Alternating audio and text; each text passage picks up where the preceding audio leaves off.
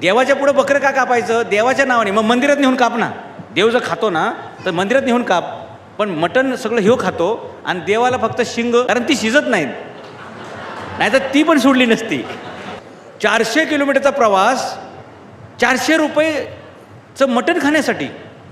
पण ते जाण्या येण्यात तुमचा वेळ, श्रम, पैसा जो जातो ना, त्याच्यात तुम्ही इथं 4,000 रुपये कमवले तर 10 दिवस खाऊ शकता निवांत. पण नाही, खाण्यासाठी. आणि नाव देवाचं मध्ये घालायचं, कुलदेवतेचं. वर्षातून एकदा जावं लागतं ना. जावं लागतं. काय तुला शौक आहे सांग ना खायचा?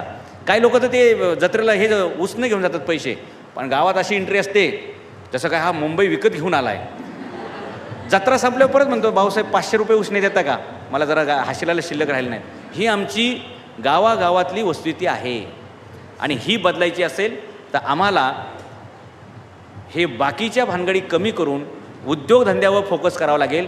एकदा मुंबईत आलो तर स्वतःचं पहिलं काय घेतलं पाहिजे? घर घेतलं पाहिजे. हां,